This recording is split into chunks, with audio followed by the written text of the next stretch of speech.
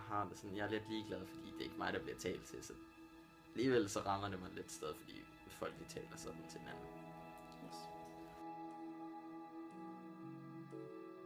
Ja, det har jeg.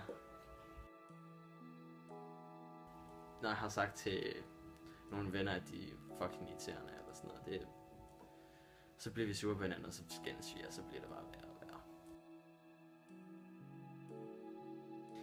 Det vil jeg ikke have det godt med, fordi hvis det bare sådan frem en, der siger, at jeg er en kæmpe idiot, så vil det nok ramme mig et eller andet sted, fordi at jeg kender ikke personen, og han kender ikke mig, så det er svært for ham at vide det.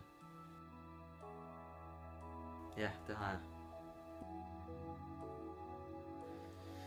At personen var en idiot. Det håber jeg ikke, men jeg kan jo ikke afvise det. Jamen, de unge sprog, det ændrer sig meget efter den tid, man nu engang er i.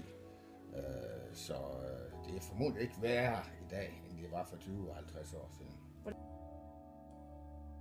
Jamen, jeg tror, man bruger nogle andre grimme ord i dag, end man brugte for 20 eller 50 år siden. Altså, for mange år tilbage, der tror jeg ikke, man brugte ordet fuck, for eksempel. I dag, der er det jo meget dagligdags.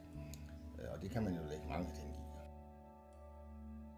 Nej, det tror jeg ikke, men jeg har da engang mellem haft en elev, der har været svært at håndtere. Ja. Men som det der ydmyge, det tror jeg ikke, jeg har følt. Nej, det er nærmere omvendt. Ja, men en gang imellem har jeg da nok hævet stemmen lidt for meget. Altså, det er jo en grund til. Ja, da jeg startede med at skole, der kunne jeg godt blive sur og skælde ud og sådan noget. Men i dag, der tænker jeg, det er ikke mit problem. Så jeg noterer som regel eleven i min sorte bog, og når der så har været 2-3 gange, så henvender jeg mig til forældrene og siger, at vi har et fælles problem, hvordan håndterer vi det?